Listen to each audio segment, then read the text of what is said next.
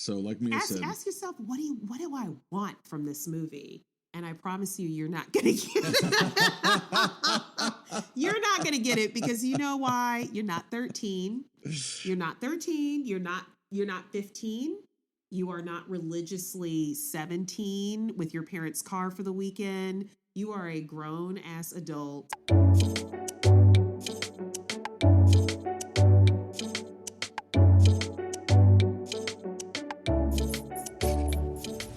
All right, folks, today we are talking about Wuthering Heights. This is a film that Mia and I, we would probably say it's our most anticipated of 2026. I mean, it's only February. So. I have some. But we saw this trailer last year and we were like, okay, and I was that like, looks Joey, trashy, please but see maybe good. So, listener, we just saw it a couple of days ago. We're going to talk about our quick impressions, and then Mia's going to give us some background because this is a film that has been adapted many times, and it's been sung about, and it's been written about. And Emerald Fennell, who did Saltburn, Promising Young Women, did this. So, I mean, Mia, I was next to you. After about 45 minutes, I looked over and I was like, this is real bad. Okay, wait. Joey, let's talk about it. So I'm watching this movie. Okay. This is real bad, the whole time I'm sitting Mia. there for the opening, I'm like, why is Joey breathing so heavy? Why is Joey breathing so heavy? I was like, are the chicken tenders that good? But it was more of like like the office creep, like. No, yeah, mouth breathers. Yeah. No, right. It's nose breathing. Oh, like, nose breathing. But I can't stop. And I was like, I kept looking over and I was like, Joey, is this you? And you were like, I have no idea what you're doing. Oh my God. Tell people about the opener if they haven't read about it. The opener, okay. Let's talk. Do you want to talk about the opener? Or should I actually think it's the strongest part of the film. So if you are watching the first 5 minutes of it, it's a really strong opening for a period drama and a recreation of something that's come up, you know, in so many forms, film, television, you know, you've seen it, but not this opening. I thought it was really fun. And fun is maybe not the right word. Maybe that's the wrong word. But can I be honest? It had an element of horror and mystery and titillation, and it gave you the like absurdity of James Spader's Crash, like this sort of like, I'm gonna crash my car and get a hard on. You know, it's a vibe where I was like, okay, this is coming in strong. In the first couple minutes of darkness, you hear a man's heavy breathing. It's intended to make you think that it could be masturbation or sexual activity. It's actually the last gasp of a guy being hanged. And everybody in the audience is not empathetic. You made a good point, Mia, that a lot of dramas use this, and everybody's crying for the person's getting hanged. This is not that group. They're just laughing, like they're super, smirking, like they're touching all about themselves. The government. They're like, take his head, you know, like they're excited for it. But this had what I think is a little more real about that kind of inhumane quality of watching someone die. Yeah. And I feel like we, in some ways, have seen it in films romanticized as justice, like, you know, like, or you've seen it as injustice. It just takes one turn or another. In this film, it's about sexiness. Like, they literally link it with kind of the asphyxiation concept and you can see the victim's mouth breathing in this linen, and then as he dies, he gets an erection. And that is the first 2 minutes of Emerald Fennell's Wuthering Heights. And it's kind of like, okay, y'all, let's get started. If I could just get Joey and his heavy breathing to just slow down. I can hear this movie, but it was not Joey, y'all. It is literally like that's the background track. Well, and as Mia's going to kind of explain to us, the film only covers like the first kind of half of the story. And we start with Heathcliff and Cathy and the Moors and Yorkshire and all the stuff that we know. How did that first half an hour sit with you, Mia, before we get on to the rest of it? Like, did it confirm to you what the movie was going to be? Any surprises? Okay. Were you drawn in at all? You know how some people are like, you know, like I can read the tea leaves. Yeah, or right. I can read your palm. I am a trailer reader. Yeah. I can read a trailer. You read the future by trailers. Because, you know, when you're trying to cut a trailer, like, you're wanting to really let people know, like, not only this is why you need to come see this movie, but this is what it's about. And I knew this movie was going to be what it was. Right. So I was like, I want to say the first 30 minutes, I'm sorry, y'all. I was laughing through most of it. And it's not the child abuse. That's probably It's not. true. But they don't read into that. they don't really heavily get into that. It's just you know what? It had the little boy from Adolescence, the Netflix drama that won. I didn't realize So when that. I saw him in there, I was like, oh, he's crazy. Yeah, right. This kid did good in that show on Netflix. Did you watch it? I haven't, but it is hugely acclaimed, and he won. He won a couple of awards. He is a killer actor for this. Okay, yes. yeah. I mean, I'll tell you what. He worked for me. She did not. The young Cathy. No. Or it was how she was directed. She was bratty and precocious and like. And I was like, I guess that's Cathy anyway. It didn't work. But the little boy, I'm telling you, if you watch Adolescence, y'all, on Netflix, when I tell you this kid, y'all, he has the acting chops that have you very frightened. And in the third episode of this show, I think it's the third episode, he has to see the psychiatrist. You guys, I was scared. He's good. And so he does the same thing in this movie. And I was like, okay, go them for pulling a great kid actor. Sure. Yeah. So Heathcliff is brought home by his father, who has found him in Liverpool.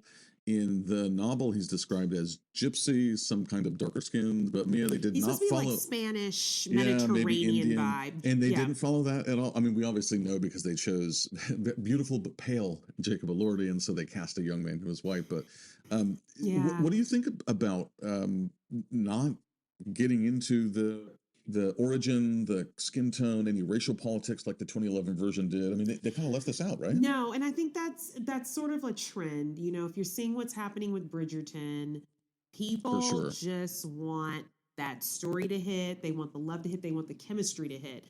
So this is a little less about, now it's about making sure the world that they're living in includes everybody, because let's be real, y'all, it did. Great point. But they're making sure that's in there, but they're really going after, like, who's delivering chemistry in what we're trying to pull out. And if I had to be honest, do I give them a chemistry rating? Let me think about my chemistry rating, y'all. I may have a chemistry rating for the end, because some couples will read like brother and sister sometimes, which isn't odd. It's just like they're close, they're fighting, they're competitive, they're comparative, and but they don't read like sweet lovers. And then sometimes you get couples that read like one of them is a dependent, like for taxes, y'all. It's for your taxes, but it doesn't read to me like two equals. It'll read like, I'm here to save her because she's too stupid to do it herself. And those are a very different chemistry. This couple, I think, delivers on the chemistry. But let me think about my rating. Yeah, we should think about that. Yeah.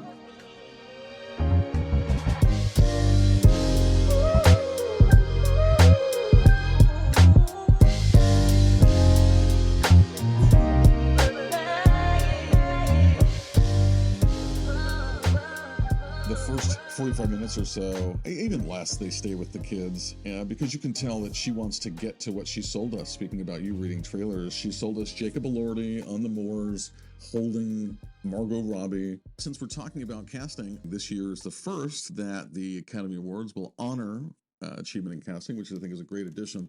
Mia mentioned Bridgerton. This is kind of in that vein. So you have Hong Chow playing Nellie.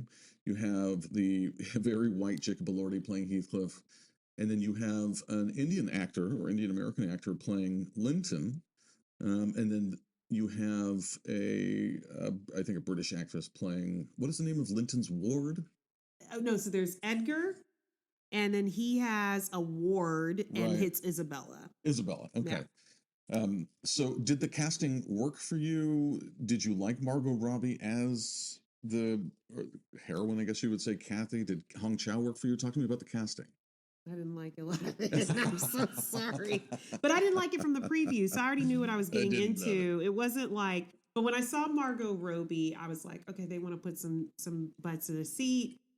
she's not a bad actress, and I really do think whatever she's given, um, she tries to sell. I mean, we saw Frankenstein, so Yes, we know that what's his name, Jacob. He can work. He can work. for He sure. can pull off something very sympathetic. And period. And And yeah, the accent is great. So these are two Australian accents. So they seem to speak quite fluidly with this North, England accent.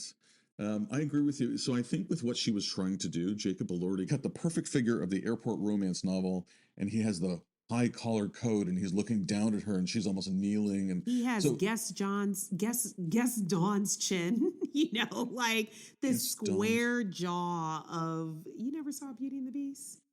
Oh, Gaston. Guess Dawn. Yeah. What did I call him? Look at me like I'm the crazy one. Who'd I say? He has Gaston, that the double chin where clef it's for like sure. he's like, Yeah. my chin is square, like he has this whole vibe. He's super tall, Yep. broad shouldered, but quite frankly, I found his Heathcliff to be quite tame. I see. Tame in what way? Calculating, but way too soon. Okay, so in the novel, Heathcliff turns and becomes more antagonistic later in the story, I guess. Yeah, it's like saying. it's like, well, forget the novel. I mean, come on, guys. No. Now is not the time. If you choose Wuthering Heights, now is not the time to say forget the but novel. you have so many other material where you're like, okay, let me look at all of these other productions of Wuthering Heights, and each guy is trying to capture an element. Either Heathcliff's, you were talking about his origin story. They Sure. tried to go for that. Where'd he come from? Or Yeah. they tried to capture his wildness, his inability to just fit in with like a better society.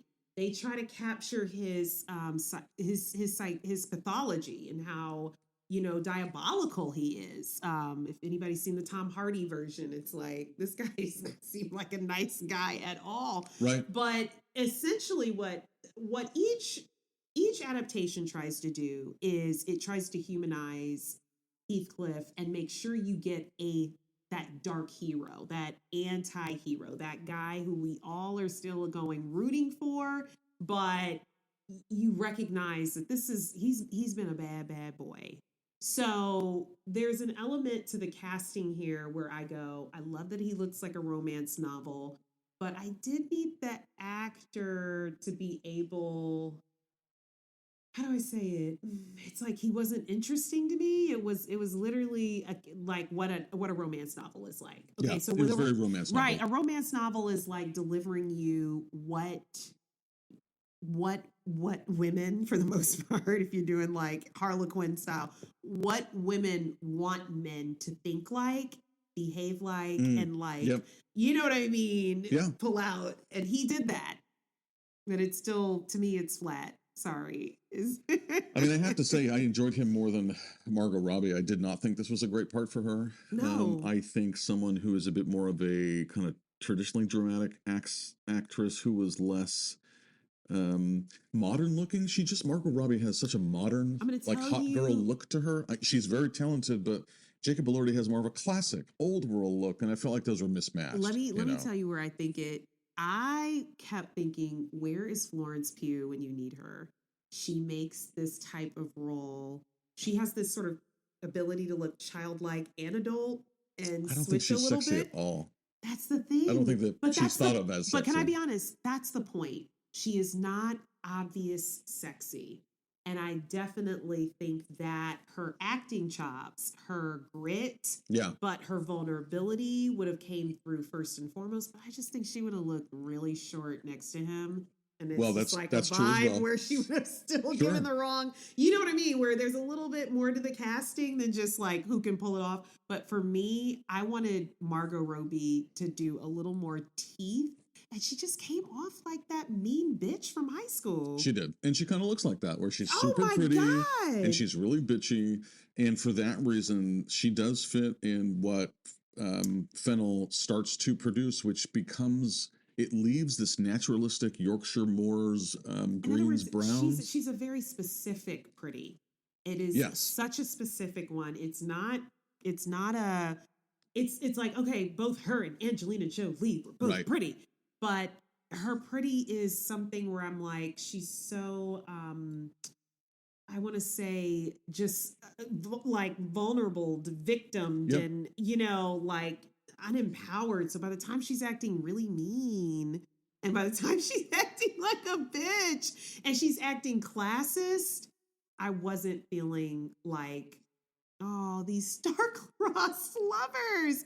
I was like, why does she look like that crazy bitch from high school? She does, but that's where Fennell pushes the film. It goes from that windswept Moor look to a Disney prom high school bloody fantasy. And that's where I struggled a lot with this film, is that there's no consistent visual style. She's doing a lot of different stuff, and I think she knows, and she probably knows that we know that she knows, but it just becomes this profusion of a lot of different cut and paste elements. A white room with a blood red floor. It wouldn't make any sense in that period. And her dress has like a red like cellophane. The wrong period. And like, can I tell you though? I'm going to tell you. It doesn't make period sense. Can I be honest? I didn't have a problem with the theatrics of that, but I remember thinking Clueless did this better.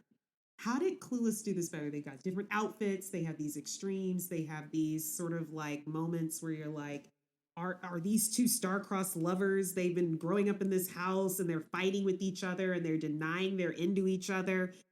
And I'm just thinking to myself, I liked what Alicia Silverstone and Paul Rudd pulled off with so much kind of like, you remember that whole look? It was like the knee-high socks and short skirts, but that is not, it was something about what she did with this movie. I was like, I don't know, these costumes look contrived. Everything felt so much more contrived and less playful. It just seemed like she wanted to paint the tableaus and do the visuals way more than she was interested in telling a beautiful story about real emotion. Can I ask you, did you have real emotion? Did you feel? What do you mean? Did you feel during this? Were you drawn into their quote unquote love story? No, I've never. Can I tell y'all? Okay, spoiler alert. I've never been into this love story. I've never been into it. That's a great point. Let's talk about it. Never been into it. And the problem was, Joey, I'm going to tell you what happened for me, and it didn't happen to you, is that I saw Dracula. Sorry, y'all. But I saw Dracula at the start of the week. There's no shame in that. It's getting good reviews. Dracula pulled off the costume, the tortured lover, the oh my God, are they going to get back together and hurt all of these other people around them? She's got a fiance and all this. Dracula pulled it off a million times better. And yet I just remember thinking why does it look like they didn't even have the same budget she had? So like I said, it was a little more, to me, this felt like MTV Wuthering Heights. This is MTV Wuthering Heights, right? For sure. Because MTV did a musical. Yes. And in the movies, Mia even leaned over and mentioned, this is is it called Forever After? The Drew Barrymore one? Oh, yeah. Ever After? Yeah, the one you watch Everland? You watch that every week, yeah. I had it on earlier. Ever After with Drew Barrymore and Dougray Scott. What's the title? It's called Ever After. But so I love what they did, though. They didn't do this Cinderella. They did this. Let's give them fairy tale. We're stealing the story, and now we can do all of the contrived, theatrical shit. And they all know they're watching Cinderella. So with the addition of Charlie XCX, who is a very young pop star of the moment, you have Emerald Fennell, kind of reaching down, and it just felt like she was trying to be cool. She was trying to be campy, trying to be self-aware. The costumes felt cellophane and flat, but then sometimes they were rich, and but they weren't great costumes. I mean, can I be honest? I was kind of blown away. Remember, Joey? Okay, so for one holiday party, you wore this beautiful shirt, and when the host was like, you were like, "Oh, I'm wearing a silk shirt," and he was like, "Nah, it's polyester." Oh yes. And I was like, I mean, it's the idea of silk. So when I was watching, but that's exactly what this ugly is. Stepsister. And this so when I was watching this, I was like, oh, she's wearing Taffeta's ugly stepsister. It's tulle, it's taffeta, it's cellophane. Honestly, Mia, this felt a lot like a high school girl's collage in her bedroom. She's cutting out from Vogue. She's cutting out from Encyclopedia Britannica. She's cutting out from Wait, Playgirl. no, She's she cutting can't cut out from Encyclopedia Britannica. Some the people family did. paid money for that set, Joey. You're not allowed to cut from that book. It just didn't have a single language. And this is proof that the Charlie XCX thing is a gimmick, because she didn't score the movie, by the way. Let me tell y'all. So Joey had a bathroom break, and when he got up, I thought he was leaving. You thought I was gone. I thought he was leaving, and I was like, I literally sunk my nails, and I was like, where are you going? And he's like, I got to go to the bathroom. And I was like, oh, okay, come back. It was, y'all, this was probably, 25 minutes in? It was hard. I mean, that's another good point. I thought this movie was 3 hours long, but it's like only 2:15. It has weird pacing issues. You know what else it has is not enough sex, and we're going to talk about that right after this.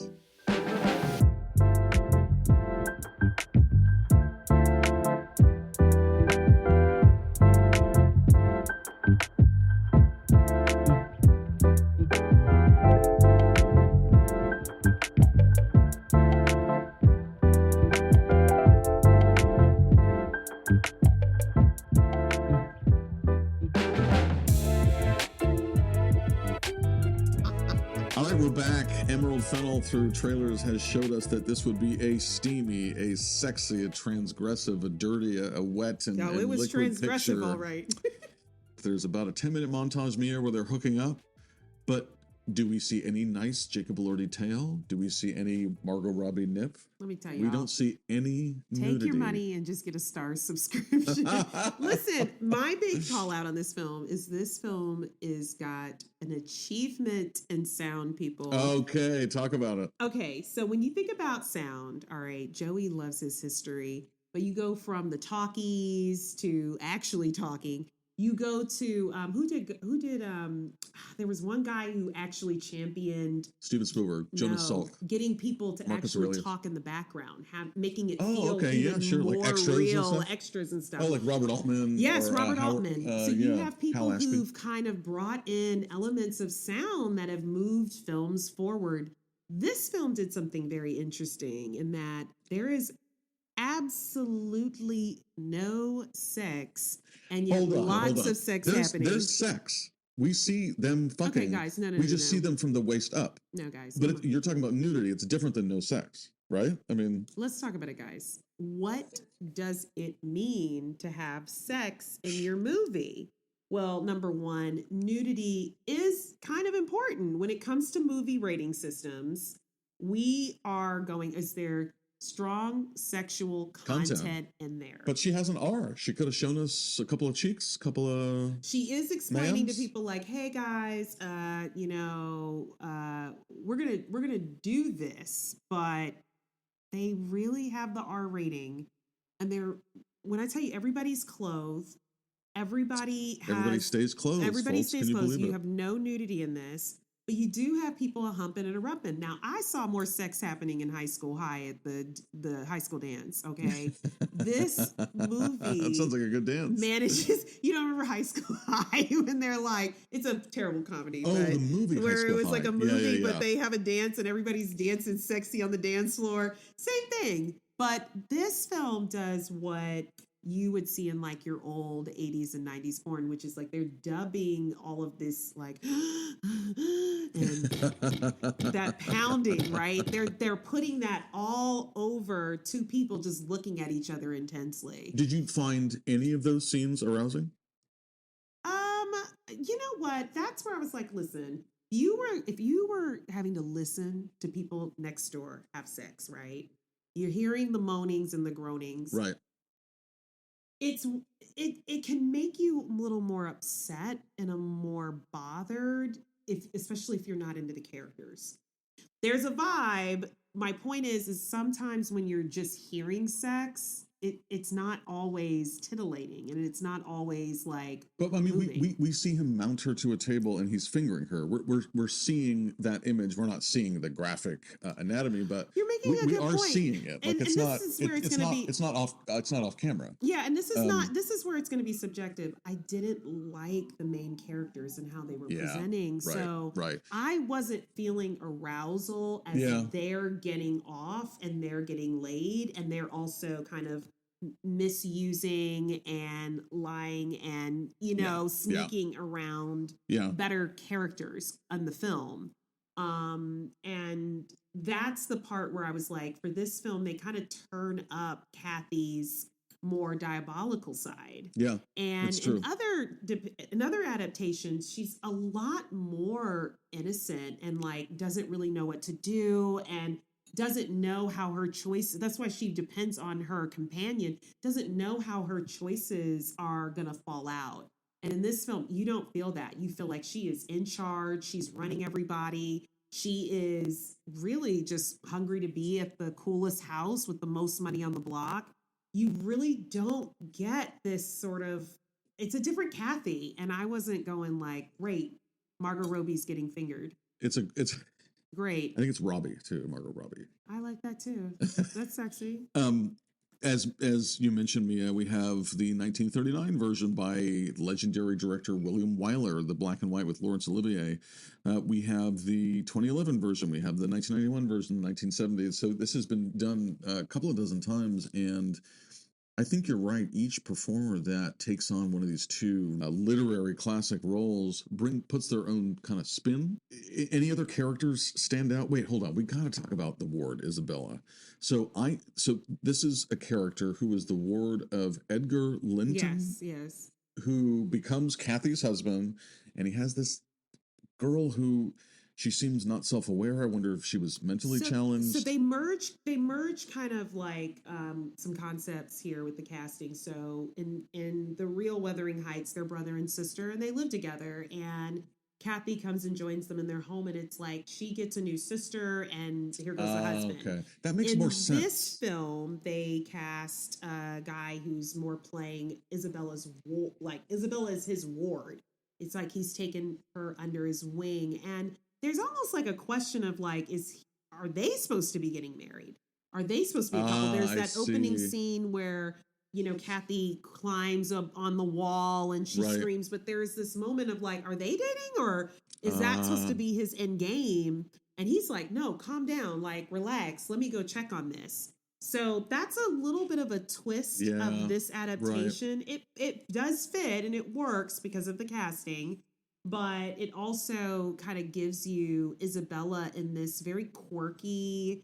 Okay, so I feel like a lot of period dramas have this type of character. I know, kind of the quirky girl. It's just like a character. She's not the one who's going to get married, but she's there on the wings, like making jokes or providing some levity. She lacks self-awareness, so we're all very aware of how weird she is, but she doesn't, and that's fun. It's a little comedy. But she goes from comedy to something more dom S&M, dynamic, and it serves a little bit because you get her innocence, right? You get that Heathcliff is kind of like seducing her, but then you don't. They immediately kind of turn her into really fast, like that you's a freak, girl. Underneath them glasses, you was a freak. So there's that dynamic to her character that I'm like, like I said, everything's kind of hypersexualized without the sex. It's pointed to, it's insinuated, and it's like, look over here. But again, to go back to Saltburn, a very divisive film. I thought it was fun, but overall kind of bad. Critics really hated it.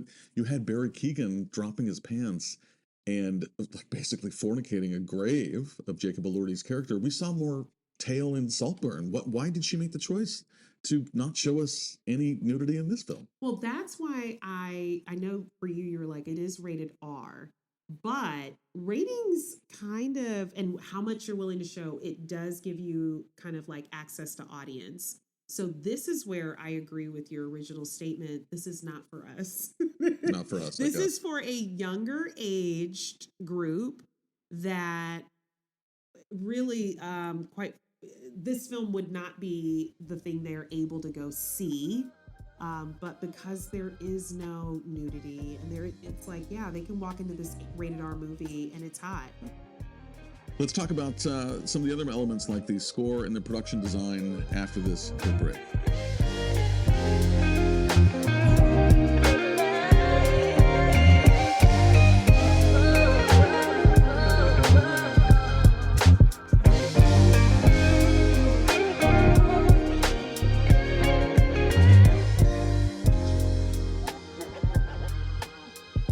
You've had some really good points that Emerald Fennell makes adult films, but you're right. She didn't put a lot of sections. She wants the teenagers to go. So she wants this. She wants to make some money. Isn't that the reason why she chose Charlie XCX as? Yes. I mean, she wanted to, she wanted that edge, excitement, that modernism. Same. I mean, that sails through the film. In fact, the movie fits what it is, which is a little bit silly and a little bit over the top and a little bit trend related and like culture high. I think this movie, like the sound of it makes sense. It's just like when we were watching this film, I was laughing, y'all. I was laughing through most of it. And that always feels awkward when people are supposed to be falling in love and we're all supposed to be horny. But it's like... Wait, but you have a great point about this. Is Wuthering Heights a love story? I've never thought of it as a love story. Okay, so say more about this, because this is like Romeo and Juliet, Tristan and Isolde, Cathy and Heathcliff. Okay, talk to us about this. So when you go back to the films, right? Films don't have as much time as your TV miniseries. The TV miniseries takes you all the way from start to finish. All 20 hours of the story. And by the time, Cathy is passing, and a lot of the films kind of land on Cathy passing and it being like a Romeo and Juliet vibe. But by the time you get through the rest of the story, you realize that like Heathcliff's revenge, his his psychotic behavior, it's severe. It's severe, and you start to. Here's my issue. You realize that is not his expression of love. It's a huge expression of shame. She starts, to me, by the end of Wuthering Heights, she starts to represent the woman and the girl everybody told you couldn't have. And now you're coming back and you're going to prove to everybody that you can have her. And you see that in the story, not this film, but in its, book form. It's like he goes back and he starts like, playing Monopoly on Wuthering Heights. I mean, he wants the property from the brother. He's buying stuff up. He is trying to trick who gets what and bringing in kids to make sure he gets sole property. He is, he's in other words, to me, that he doesn't, to me, show this like undying love and devotion. Right. He shows ego. He shows breaking bed. Anger, revenge. But I'm allowed to do this because, of how I feel. And so you don't, in fact, if I'm not mistaken, the book really kicks off with a guy coming to visit, and it's the aunt or the companion who's telling the story of like, do you know what happened to this family? The people that you're interacting with. Sure. And so it's more of a story getting told. And in fact, I think Heathcliff kind of, all of the people who are around him, they seem, just despondent. Like they seem odd. Like they're not even allowed to have their own personality. In fact, Cathy's daughter lives there by then. And it's like, what is going on in this house? And this is what's getting explained. Oh, this is the legacy of this family. Yep. So for me, it never played out like romance. Like a romance. Yeah. In the way that, and I know it's like in the way that you enjoy a Jane Eyre, which has some very similar dark and same time period, same family, binging kind of elements to it. It doesn't play like love. And I think that's where you were like, okay, so we went to watch this. What did you think of Margot Robbie? And what do you think of this other guy? And I'm doing this. Their kind of love is just not my type, where somebody wants to go key your car and somebody wants to show up and call your landlord and tell your landlord that you got 6 animals in the apartment, so you're in trouble.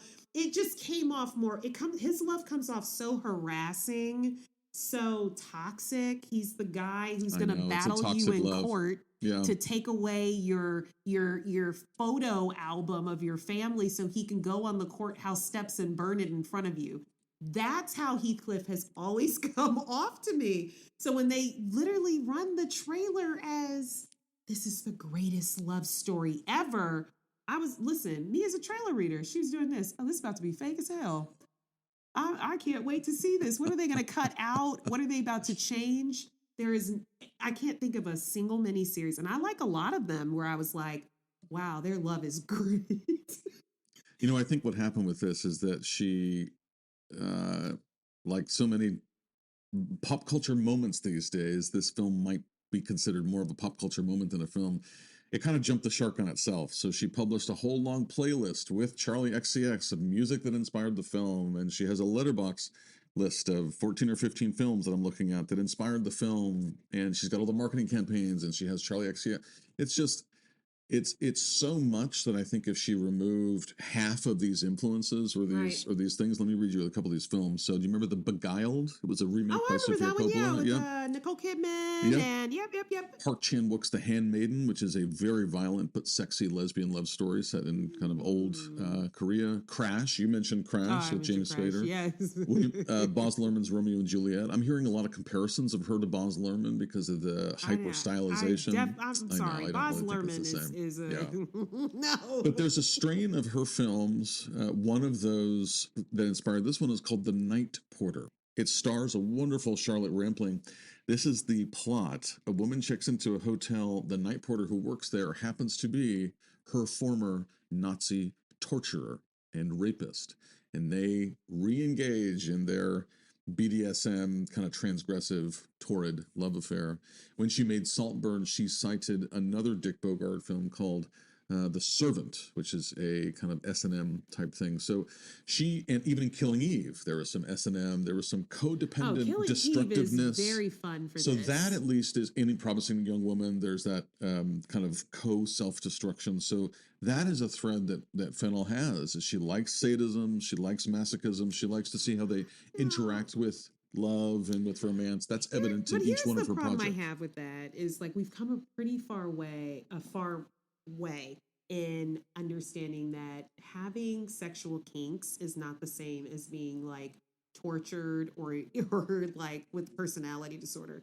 You can be into that stuff and not be out for revenge all day. And it's like a way that you work out your anger and hatred.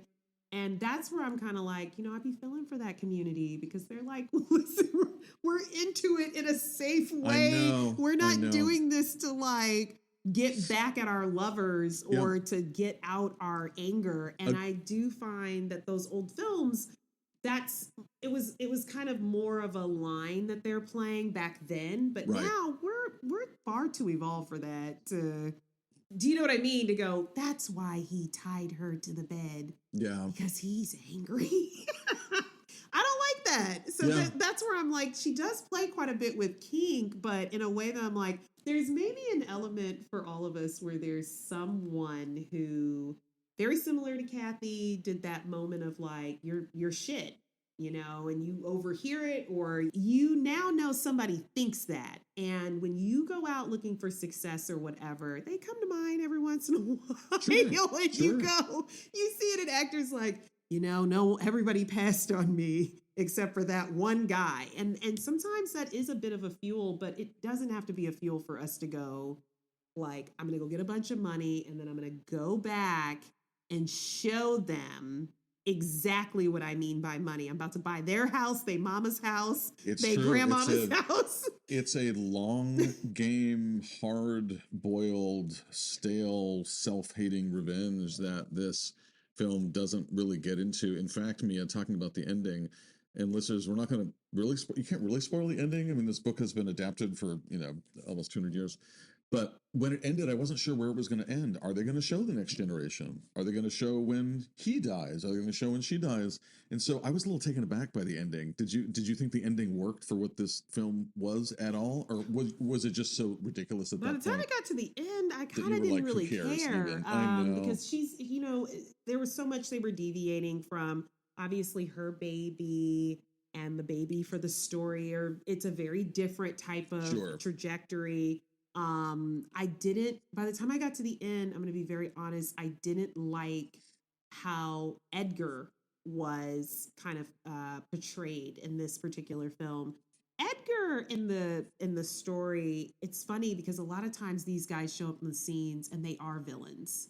Sure. The new husband is yeah. hiding your letters and doing all this stuff, right? Like a lot of times that's the case. Edgar in Wuthering Heights is really like, I found a wonderful woman. She's my class. We really like each other. We're really into each other. And they kind of play him like a little bit like a chump. And I didn't enjoy that because they do that to most of your point. ethnic characters in this film. And he's literally like, you need to stop seeing him. And I'm like, man, I mean, I did agree with him. She was being absolutely insufferable. It was I was kind of ready for her death also. Right. Now, Marty Supreme came out. We saw Hamnet. We saw Die My Love.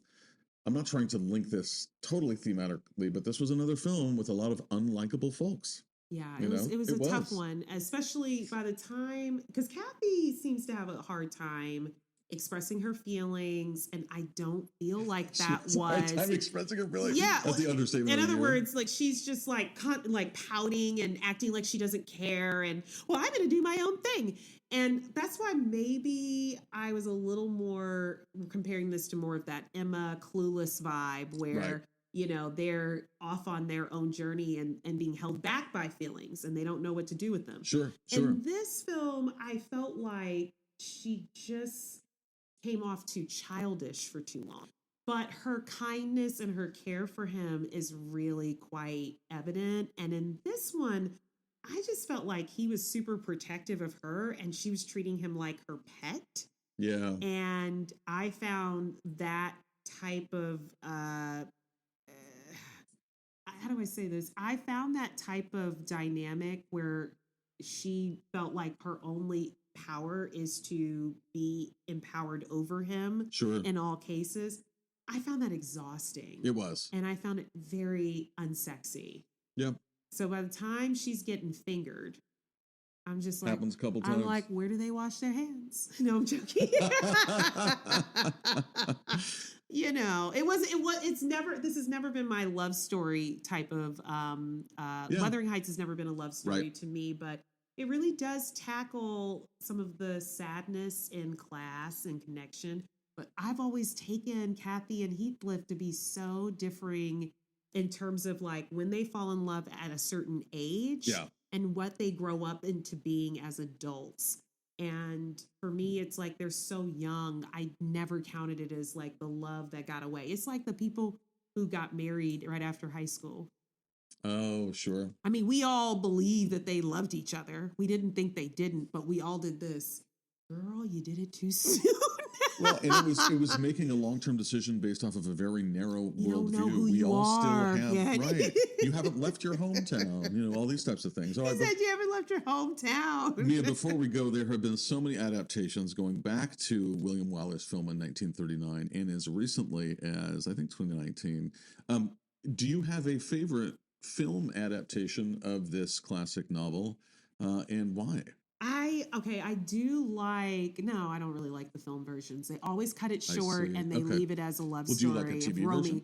The TV versions for me are it's Ralph Fiennes. Is Ralph Fiennes the TV version or a movie version? I think Ralph Fiennes is just the movie It's a movie version. Okay, well then I will tell you this. That's probably my only one that I like as a movie. You like that one? I do. Because I think Ralph Fiennes, or is it Rafe? Rafe Fiennes does tortured, crazy, brooding, okay. just like he does that role so well. And Juliette Binoche is quite enchanting. I mean, she's so wonderful. She's lovely. Everything. So I like that. And I do like the Tom Hardy version. He does it with his wife, Charlotte. Oh, really? So, yeah, I think that's his wife in real life. And so I really did like their version as well, because Tom Hardy knows how to just swing for the treetops, yep, and absolutely. just like give you some, like, be crazy. Yep. And that's what Heathcliff is. By the time you are at the end of the story, I think he's literally like digging up dead bodies. He's seeing ghosts. Like it's very interesting too, because I feel like one of the ways that this story could have made more sense, that I don't think it does for us in today's time, goes back to a call out you make, which is bringing in a little more of Heathcliff's origin, and the sort of like the codes and the mythical elements of his background. And I think that would give us a little more understanding as to like why he thinks what he's doing is right and justified and justice, because he's very self-righteous in the story. He's not doing this just like, hey, I think I'm just feeling bad on a Tuesday. He's like, no, this is what these people deserve. This is what they need to get. Yeah. And it's almost like in the way that, do you remember that movie Sleepers? Sure. And you've got the four boys. And I remember people had problems with this film because it was them getting revenge. Right. It is them plotting revenge against their rapists and molesters. Religious abusers. And abusers. And at the same time, they are very righteous and justified in it. And yet quite likable. Yeah. I mean, really likable. And I think that's the spin they've never really given Heathcliff. He was very much a victim of child abuse. He has one friend throughout the whole period. That whole relationship is corrupted by wealth and, whatever. And you've got a story here. I hate when we talked about this at the beginning, where we were like, what are we going to talk about? And it's like, this movie was all about marketing, guys. It's about putting you in those seats, giving you an exciting element. I guarantee somebody got dressed up to see this. Joey did. He wore a vest. Yep, I sure did. With my Cliffs and Heaths showing. So going back to Heathcliff's origin story, there's a beautiful line from the book that happens when Nellie is talking to Heathcliff when he was a boy, and she says, who knows, but your father was Emperor of China and your mother an Indian queen. And she's helping him to develop what Brontë describes as courage and dignity against that abuse from Hindley, the brother. And the film doesn't go into that. And I guess just as we close, my feeling of being bummed out is that Emerald Fennell wrote Killing Eve. She did Promising Young Woman, and then she did Saltburn, and now she did Wuthering Heights. So I'm just kind of thinking about her trajectory, and she's got more than this cheap stuff, this cheap teen marketing stuff. So I just hope that she goes back to stories that are richer and more complex, because she's shown us that she can do that. That's kind of my feeling. She has some teeth, and I think this film has a little bit of violence to it, and it's kind of too hypersexualized, to be honest. And it might have worked without the humping and the bumping. Sure. So Mia, let me ask you, if your girlfriends are asking, hey, this looks kind of fun and sexy, should I go see it? What would you say? My girl, what's going on? No, I'm joking. What's happening? How's the work? How's the job going? No, I was at the beauty shop, and I heard a woman literally on the dryer, under the dryer, you guys, talking about going see this. She had just gone see this movie, and she was talking about it with someone on the phone. But she's under the dryer, so I'm hearing the whole thing. Yep. So you asked me would I recommend this, and you know how I do my recommendations.